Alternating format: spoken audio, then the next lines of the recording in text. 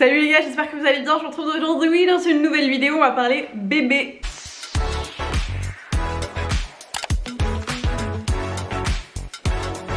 Je me suis dit, je vais me chauffer pour cette vidéo vu qu'on va se parler bébé, je filme dans la chambre de Sandro. Comme vous l'aurez vu dans le titre de la vidéo les gars, aujourd'hui on se retrouve pour que je vous partage en toute transparence les achats qui ont été utiles et les achats qui ont été inutiles.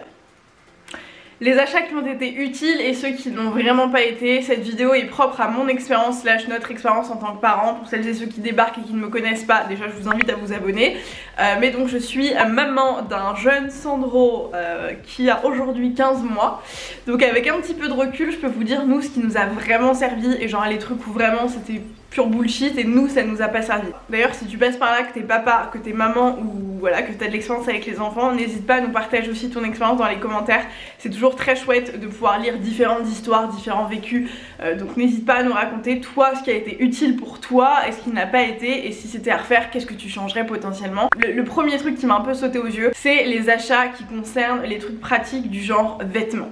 Par exemple, je sais qu'on est toutes et tous dans le cas, si la vie nous le permet, qu'on a les moyens de le faire et qu'on peut se permettre d'acheter un petit peu de vêtements, on va tous aller très facilement craquer vers les tenues, surtout pour les nourrissons. Encore aujourd'hui quand je vais faire les magasins, alors que mon bébé a 15 mois, j'ai envie de tout acheter. Tout ce qui est petit, mignon, c'est factuel, c'est vraiment le cas. Et ça donne trop envie. Donc je comprends, et moi-même j'ai acheté beaucoup trop de trucs, genre de tenues, des pantalons, des ensembles, des trucs comme ça pour nourrissons, alors que la réalité des choses, c'est que surtout quand en plus moi mon bébé est né en période de Covid etc, on était confinés, autant vous dire qu'on a vu personne.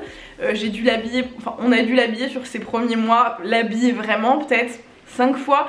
Le reste du temps, monsieur était en pyjama, on a changé de pyjama 5 fois par jour, oui, mais la majorité du temps il était en pyjama ou alors en legging avec un body. Donc tout ce qui est pantalon, les trucs vraiment très sympas, si vous avez une petite fille, les jolies robes, les jolis trucs, les machins, je pense que ça dépend un peu de ta motivation. Si on est très honnête, dans les débuts de vie, un bébé, il faut que... même après en fait, hein, la vérité c'est qu'un bébé doit être juste pratique, donc c'est bien de vouloir l'habiller etc. Mais je pense que ça doit rester ponctuel. Par exemple, là hier on a fait la connerie de l'emmener au parc avec un jean et des baskets un peu stylées machin mais qui sont pas du tout pratiques pour un bébé. Non, c'était la première et la dernière fois. La vérité c'est qu'un bébé doit être à l'aise, encore plus dans les premiers mois, encore plus quand toi aussi en tant que parent t'es fatigué, t'as envie d'un truc rapide à mettre, surtout qu'il va régurgiter, il va se vomir dessus, il va se chier dessus, il va tout ça, il va falloir que tu le changes 50 fois. Donc ton ensemble Kenzo Kids que t'as payé 60 € et qui va porter un mois, oublie. Prends cet argent, garde cet argent pour acheter des bodys, des pyjamas, des stocks de lait ou n'importe quoi, mais ne le dépense pas dans des habits qui coûtent cher, dans des tenues très jolies que tu ne mettras pas, etc. Deuxième point aussi, c'est acheter beaucoup d'une taille alors que tu sais pas forcément comment ton bébé va évoluer. Déjà tu sais pas forcément quand il va naître ce dans quoi il va rentrer. Par exemple nous on nous avait dit vous allez avoir un très gros bébé quand il est né, oui il était lourd, 3,8 kg, mais il était tout fin, il était très grand et fin. Si on avait écouté, on aurait peut-être même pas acheté de 0, on aurait acheté que du 1 mois ou même du 3 mois et en fait bon, limite acheter un tout petit peu de genre 0,1 et voilà, et ensuite en fonction, dès qu'il grandit, dès qu'il change, que tu vois qu'il commence à être ric-rac, tu passes une petite commande ou voilà et tu refais un petit stock, mais ne... C'est compliqué, je trouve que c'est un peu une connerie de se projeter à l'avance. Pareil j'avais fait la connerie parce qu'en plus tu sais pas entre les saisons, si quand il aura 6 mois il fera chaud, froid, machin, t'en sais rien selon ce qu'il va porter. Tu peux te tromper en achetant une doudoune de 6 mois alors qu'en fait il rentrera pas dedans et que du coup elle sera niquée, tu pourras jamais lui mettre, enfin bref. Mon conseil du coup c'est plutôt faites un petit peu au jour le jour et évitez de trop vous enflammer, de trop acheter pour rien. Et en plus après quand tu fais le tri ça fait mal au cœur parce que quand tu tries les affaires de tes enfants en disant ça je les mets plus, tu veux rien jeter, tu veux rien laisser. Donc même si tu donnes des trucs, 80% tu te dis non je le garde, on sait jamais. Tu te retrouves avec des palettes entières de trucs qui vont jamais te servir. Toujours dans la même idée, on va se parler chaussures, les chaussures.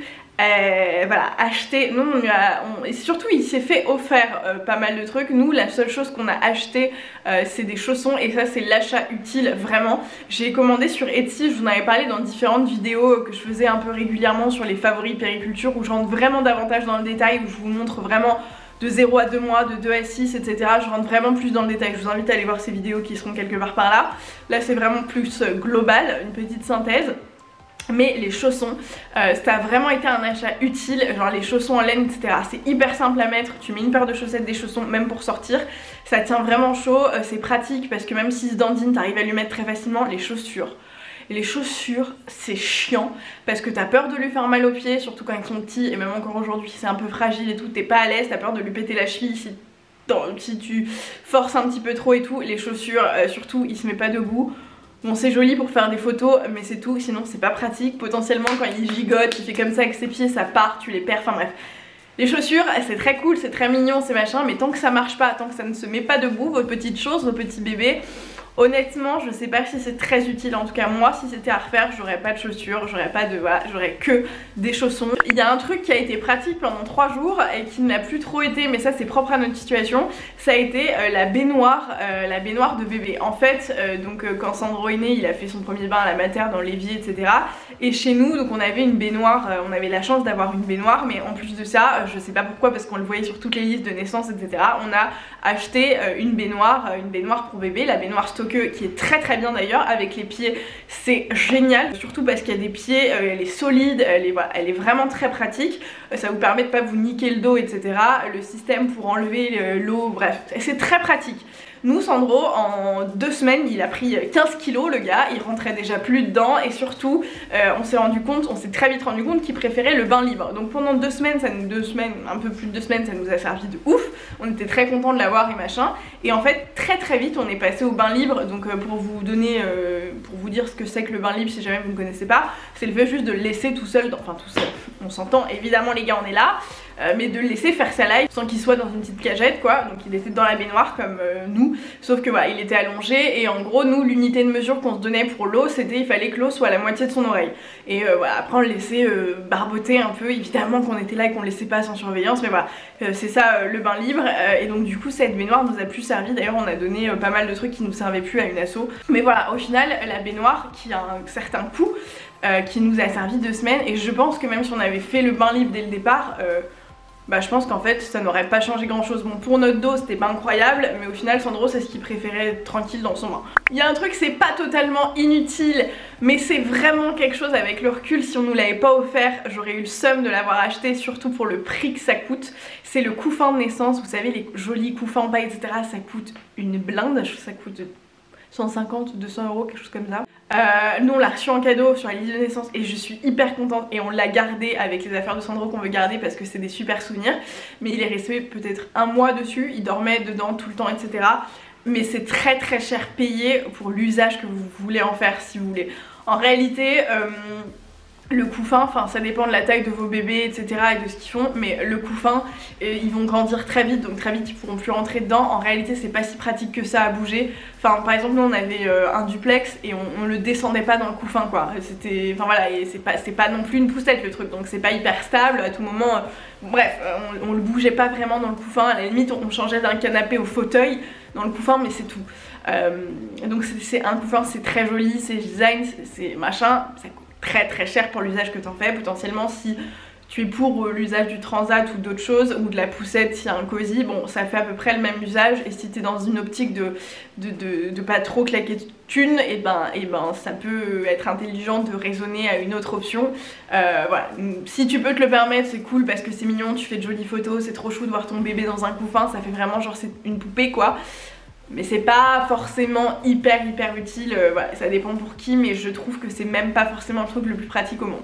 En revanche, c'est un truc qui pour nous a été très pratique assez tôt, parce qu'on a eu un grand bébé et que voilà, et qu'il nous a surtout duré dans le temps, c'est plutôt ça, ça a été le Transat Babybjörn. Alors je vais pas rentrer dans le débat de motricité libre, de machin, de trucs, chacun fait absolument ce qu'il veut, chacun éduque son enfant et voit midi à sa porte, enfin vous faites ce que vous voulez. Nous on essaye de faire un mix entre plein de trucs pour arriver au truc qui nous convient le plus, et en l'occurrence bain libre tu vois, mais par exemple Transat ça nous a sauvé la vie, très content d'avoir un transat, parce que le transat Babybjörn, je vous en parlais dans plusieurs vidéos, mais il est génial parce que du coup le bébé peut bouger tout seul et tu peux le bercer. Tu peux le bercer aussi juste en bougeant ton pied. Et si on est archi honnête les gars, et qu'on ne se ment pas, si t'as un bébé qui a besoin d'être bercé pour dormir, au bout d'un moment t'as les bras fatigués, t'es très content de pouvoir toi t'asseoir sur le canapé en regardant un film et d'avoir juste à bouger ton pied en faisant ça pour qu'il s'endorme à côté de toi tranquillement. Donc le Transat Baby Björn, merci d'avoir existé, pendant plusieurs mois vous nous avez sauvé la vie. Sandro a passé ses meilleures siestes dans son Transat parce qu'en plus du coup lui il y a aussi ça, c'est qu'il avait mal au ventre etc, et donc la position allongée les premières semaines de vie, les premiers mois ça a été un petit peu compliqué. Donc le Transat il était surélevé et donc c'était beaucoup mieux pour son transit, c'était très bien. Là aussi pour ça qu'on a choisi, qu'on a parfois préféré, très souvent même préféré le Transat au couffin, c'est qu'au final c'était même mieux pour sa digestion etc. Il y a un truc, je voyais ça partout, tout ce qui est réducteur de lit etc.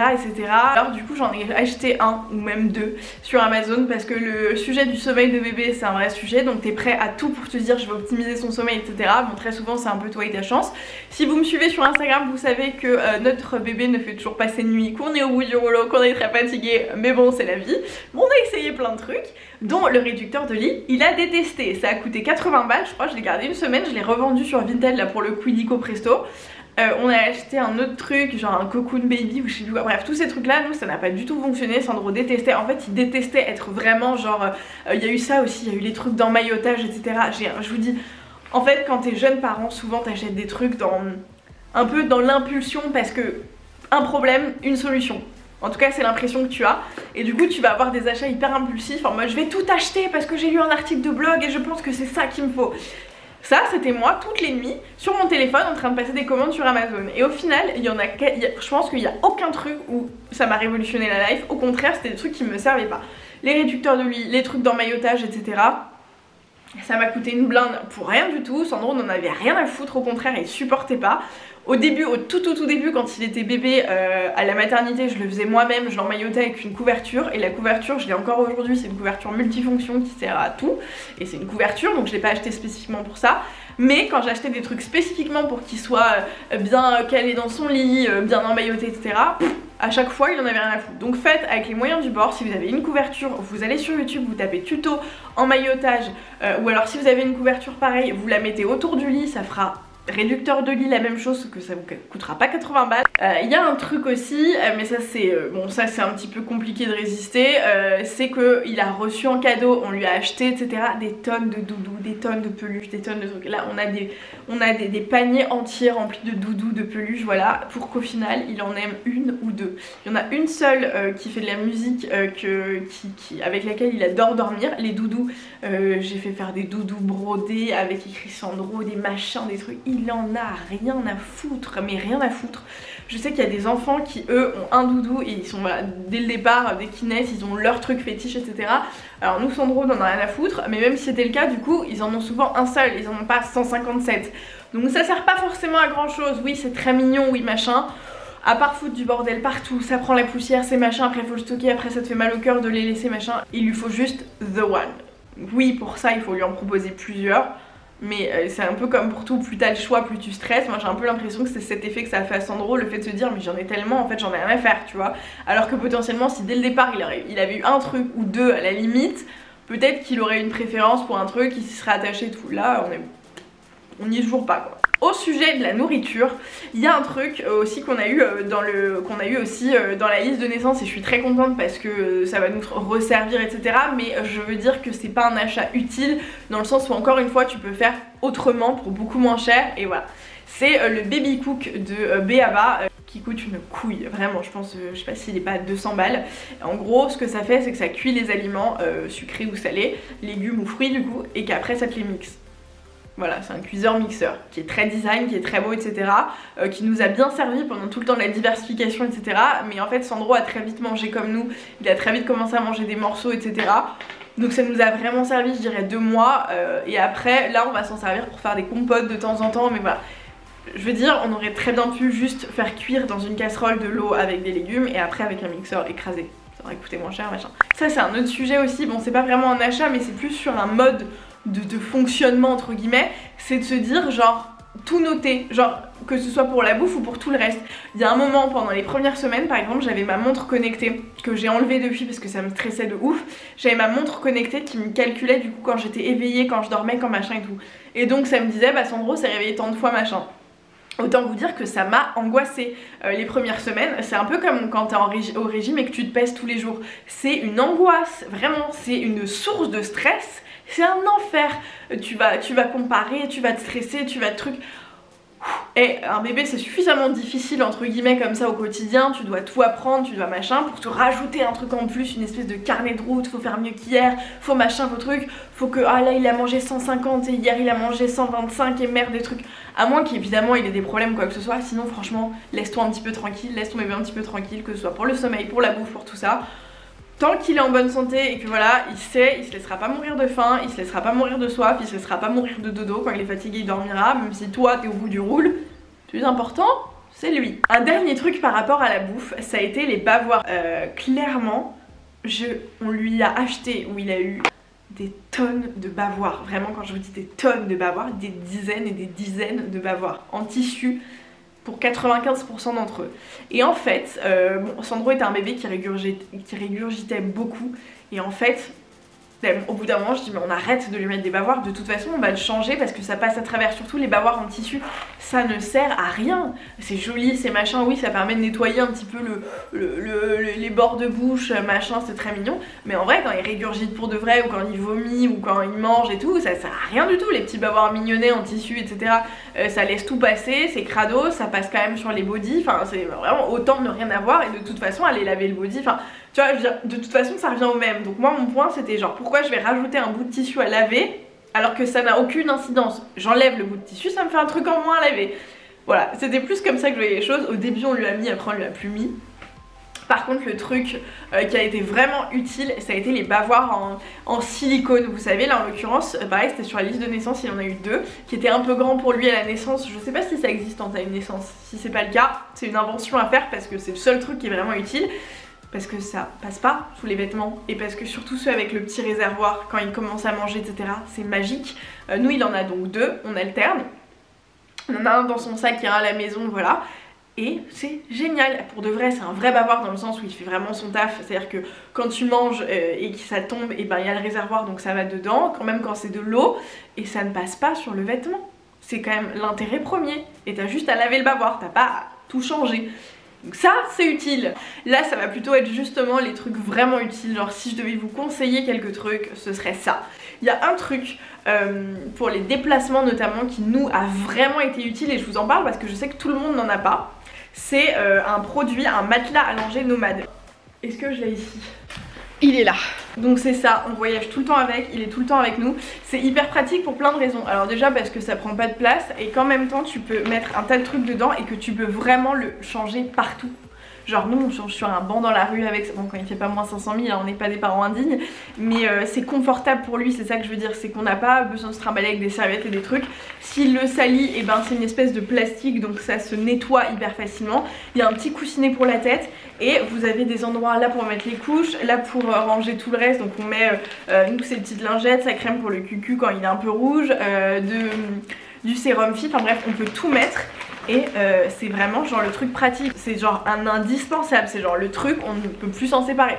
Tant qu'il portera des couches, j'aurai ça avec moi. Et il y a un autre truc qui a été très utile pour les voyages, et ça je vous en parle plus en mode bon plan etc. Ça a été la poussette 2 en 1 de chez Doona, qui pour moi la révolution et l'invention du siècle. C'est une poussette en fait cosy, donc bon là Sandro ne peut plus rentrer dedans, donc en fait le seul truc que je trouve un peu dommage c'est que bah, dès que ton bébé grandit tu peux plus l'utiliser parce que c'est un cosy quoi, mais c'est une poussette ou genre qui se transforme en siège auto, c'est un 2 en 1. Et en l'occurrence cet été on était en road trip sur la route, déjà on avait besoin de gagner de la place parce que la voiture était pas, elle était grande mais t'as toujours trop d'affaires tu vois, et donc si t'avais ta poussette plus le siège auto etc, enfin c'est tout de suite un enfer, t'as tout de suite plus de place dans le coffre là. Et même quand il dort par exemple, t'avais juste à lever le truc et hop, tu vois, t'as pas besoin de le sortir. C'était révolutionnaire. Si jamais vous cherchez une poussette qui est pas chère, j'entends parler de la yo-yo etc. Nous on n'a pas du tout testé ça parce que j'avais pas du tout envie qu'on m'offre déjà une poussette à 1000 €. Que personne n'aurait pu le faire, et moi j'avais pas du tout envie de mettre 1000 € dans une poussette. Nous on a une poussette et en même temps on n'a pas le mode de vie, voilà, j'en ai rien à foutre d'avoir une poussette qui va dans le truc de l'avion, bah c'est pas grave, je la mettrai en dessous, c'est tout. Ah non d'ailleurs notre poussette Twist Shake aussi, ah oui le bon plan, sachez-le, si vous cherchez à acheter une poussette yo-yo, je vous en parle parce que ça se prête, enfin la vidéo s'y prête, mais si vous cherchez une alternative, la poussette Twist and Shake, que nous on a 2 poussettes, et ben celle-ci elle rentre aussi dans le truc de l'avion, genre à l'intérieur. et elle coûte 200 € je pense. Elle est très bien aussi, très pratique à mettre dans le coffre. Nous c'est la poussette qu'on a toujours dans le coffre parce qu'elle se plie hyper facilement. Dès qu'on sort on sait qu'on l'a et elle prend pas une place de ouf. Et sinon pour les promenades ou pour les trucs où on a besoin des promenades plus longues ou des machins, on a notre Kindercraft qui était une poussette, c'est la X-Move 3 en 1 je crois, qui est une poussette qu'on a depuis la naissance de Sandro, qui a fait Cozy, qui a aussi poussette, enfin bref. Elle nous sert depuis la naissance de Sandro, elle a un très bon rapport qualité-prix, elle est très robuste, elle pour le coup elle prend beaucoup de place mais elle est très robuste, elle est top, elle est vraiment géniale, c'est un 4x4 cette poussette, votre bébé sera hyper confort dedans, enfin franchement elle est géniale, si vous en cherchez une dans ce genre je vous la recommande les yeux fermés. Je vais vous faire un petit aparté aussi allaitement, donc moi j'allaite Sandro, je vous ai fait une vidéo dessus, d'ailleurs faudrait peut-être que je vous fasse un update mais Sandro est toujours allaité, ça va faire 15 mois, à la base je me suis dit si j'arrive à l'allaiter 2 mois c'est déjà bien, 15 mois plus tard. J'ai toujours un boobs parce que je l'allaite que de ce sein. Celui-ci est obsolète depuis un petit moment, pas parce que Sandro ne voulait pas, mais juste parce que comme Sandro était un peu lourd, et ben je l'allaitais que de mon bras droit parce que c'était beaucoup plus simple. Et donc du coup j'ai arrêté de lui donner mon sein gauche et il n'y a que mon sein droit qui tape. Donc j'ai un 90E par ici et un 90B par ici. On met de l'oversize, c'est très bien. J'ai investi dans des tonnes de coques, vous savez les coques, les coquillages, les coques en silicone, les crèmes, les trucs en tout genre avant d'accoucher parce que je me disais faut que je sois parée à toute éventualité etc. Et je vais vous dire un truc, il n'y a rien qui a été plus efficace pour me soigner entre guillemets, en tout cas pour me soulager. Les débuts de l'allaitement peuvent être douloureux donc voilà, donc vous allez chercher à vous soulager. Moi il n'y a rien qui a été plus efficace que mon propre lait.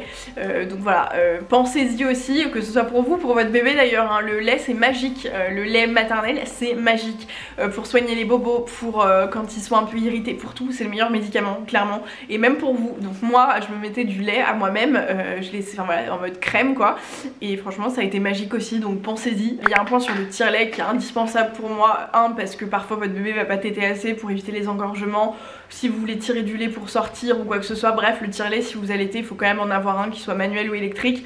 Je pense que manuel, je n'ai même pas voulu essayer parce que ça doit être un enfer, enfin ça va être très long, très long. J'ai acheté un tire-lait Medela électrique qui est top si et seulement si tu as la brassière d'allaitement. Donc si tu achètes un tire-lait, pense à la brassière d'allaitement, sinon tu vas passer 2 heures à te tenir comme ça les trucs, alors que là t'as juste avec ta brassière à avoir tes trucs. Enfin le tire-lait et tu peux faire autre chose de tes 2 mains. Et dernière chose, parce que peut-être que vous êtes en PLS en ce moment même si vous voyez cette vidéo, que vous allez avoir besoin de conseils ou quoi que ce soit, je suis toujours d'avis de dire qu'il faut s'écouter soi, se faire confiance, éviter de se poser 1 million de questions si la santé de votre enfant n'est pas en jeu, que la vôtre aussi. Très souvent quand tu te poses trop de questions c'est le début des problèmes. Je vous parle de ça dans plein de vidéos que vous retrouverez sur ma chaîne, notamment dans la playlist à boum et utile, parce que je vous dis ça en rigolant et tout, mais très sérieusement la maternité, la paternité, enfin la parentalité au sens large, je pense pour avoir vécu quelques étapes différentes entre guillemets dans ma vie, je pense que j'ai jamais eu le droit à autant de, pas de remarques mais de jugement de valeur qui soit bienveillant ou pas, de la part du monde entier, que ce soit des proches ou pas, parce que je sais pas, tout le monde a l'impression d'avoir un mot à dire sur l'éducation de ton enfant ou sur voilà. Et parfois c'est un petit peu tiraillant. Donc si je peux vous donner un conseil, c'est celui-ci, c'est d'abord de savoir vous écouter, vous, de vous faire confiance. Et pour les questions ou pour les moments où vous avez vraiment un doute et où vous sentez que vous avez vraiment besoin d'aide, d'accompagnement, il y a 3 choses par retour d'expérience que je peux vous conseiller. La première, nous qu'on a utilisé en début de vie de Sandro, plus pour s'éduquer nous-mêmes sur certains sujets, c'est une plateforme qui s'appelle Le Couffin, c'est un site internet où tu peux prendre en gros des cours en ligne etc. Il y a des ateliers sur plein de sujets et l'idée c'est vraiment de t'éduquer toi en tant qu'humain. On a pris un atelier sur les gestes de premier secours, à ce moment là on pouvait pas être en présentiel donc on l'a fait en visio, mais autant vous dire que voilà, pour nous c'est indispensable d'avoir ce genre de notions. On a pris des ateliers sur la DME, la diversification alimentaire menée par l'enfant, sur pas mal de choses, tu peux avoir des ateliers sur le portage, enfin ils font tout un tas de trucs et c'est vraiment donc quelqu'un, un professionnel en face de toi qui vient de parler de ce thème et où tu peux poser des questions, il y a d'autres parents etc. Enfin franchement c'est vraiment hyper bien foutu, les professionnels et les thématiques sont vraiment chouettes, enfin je vous recommande vraiment d'aller checker. Il y a autre chose qui est une application qui s'appelle MyMay que j'ai sur mon téléphone. En gros c'est une application où il y a 2 choses. Tu as aussi comme des espèces de fiches sur différents sujets, pareil un petit peu dans la même idée que celle sur Le Couffin, mais là qui vont être spécifiquement adaptées à ton enfant puisqu'en fait tu vas rentrer l'âge de ton enfant etc. Donc par exemple tu vas recevoir des notifications, ah aujourd'hui Sandro a 15 mois, qu'est-ce qui se passe pendant les 15 mois, ou qu'est-ce que c'est que les poussées dentaires, tiens on sait que ton enfant est dans la tranche d'âge, voilà, donc on va te proposer des activités par rapport à cette tranche d'âge, enfin, voilà. Et il y a aussi toute une partie de chat, et c'est aussi la plus-value je trouve de l'application, où tu peux discuter avec des professionnels, surtout c'est des infirmières, des puéricultrices, etc. Qui sont disponibles pour répondre à tes questions, donc 24 heures sur 24. Alors je sais pas si ça fonctionne la nuit aussi. Je crois que si. Ou genre j'ai pas non plus envie d'aller consulter un médecin parce que je sais que c'est pas gravissime et machin, j'ai envie d'avoir un premier avis, j'ai envie d'avoir une première piste et j'ai envie de l'avoir tout de suite. Et je vais sur l'application, je vais sur le chat. Et voilà, franchement je trouve que c'est hyper bien. Et dernière chose qui est Audrey, que j'ai fait une vidéo avec Audrey, la vidéo je vous la mets juste ici.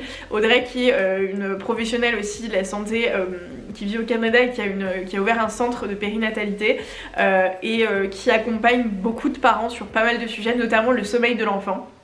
Elle a toute une équipe de professionnels et donc nous on est accompagnés par Lauriane de son équipe sur le sommeil de Sandro depuis maintenant 3-4 mois. Enfin on a vraiment commencé fort quand il a eu 1 an, donc ça fait 3 mois et après bon, on a arrêté le suivi parce qu'on avait fini ce qu'on voulait faire à ce moment là, mais là je pense qu'on va reprendre pour une autre problématique parce qu'on est fatigué, donc on va... Ça nous avait... En fait la première problématique, nous pour tout vous dire, c'était déjà qu'il passe dans sa chambre parce qu'il a dormi avec nous en cododo jusqu'à ses 1 an et donc voilà, on voulait qu'il passe dans sa chambre, dans son lit, donc c'était ça notre problématique. Et maintenant la problématique ça va être davantage qu'il fasse ses nuits vraiment au max possible parce qu'on commence à être vraiment crevé. Mais voilà, et typiquement c'est une approche qui est aussi un peu spécifique, c'est pas du coaching, c'est pas du dressage, c'est de l'accompagnement, donc ça t'aide aussi à comprendre, c'est pas genre fais ci, fais ça, c'est ok, il se passe ça, bah on va comprendre pourquoi il se passe ça. Et je trouve que la démarche change tout et d'un point de vue général, je pense que quand on est parent, vous le verrez, comme je vous l'ai dit, là moi ce que je vous ai présenté là dans cette vidéo c'est vrai pour moi, ce sera peut-être pas vrai pour vous, et c'est un peu le propre de l'enfant. C'est un être humain qui a ses spécificités, qui a ses singularités, etc. Donc ce qui fonctionne pour votre enfant ne fonctionnera pas pour un autre, ce qui fonctionne pour votre famille ne fonctionnera pas pour une autre, et je pense que quand on se fait accompagner aussi, il faut que la démarche soit celle-ci, soit celle de se dire on va comprendre l'enfant, on va comprendre son environnement, et pas on va appliquer des règles machin. Non, ça peut pas fonctionner, enfin voilà. Bref, donc voilà. J'espère que cette vidéo vous a plu, qu'elle vous aura fait économiser quelques dollars, si c'est le cas, si vous êtes en pleine démarche de savoir ce qu'il faut acheter, pas acheter, etc. Si vous avez d'autres conseils, encore une fois, et que vous avez des partages d'expérience, s'il vous plaît, prenez le temps de l'écrire en commentaire. Je vous dis, je pense que ça pourra aider pas mal de gens de vous lire, donc vraiment n'hésitez pas à jouer le jeu et à le faire. Si vous avez aimé cette vidéo, mettez un like, ça me ferait très plaisir. Abonnez-vous à la chaîne si ça n'est pas déjà fait. Moi je vous retrouve dans une prochaine vidéo, je vous fais plein de gros bisous. Ah oui, et sur Instagram aussi on se retrouve. Je vous partage au quotidien plein de choses sur Instagram, que ce soit sur Sandro et pas que, enfin sur ma vie de maman et sur 1 500 000 autres trucs. Donc n'hésitez pas à me rejoindre sur Insta, je vous fais plein de gros bisous et je vous retrouve dans une prochaine vidéo. Ciao!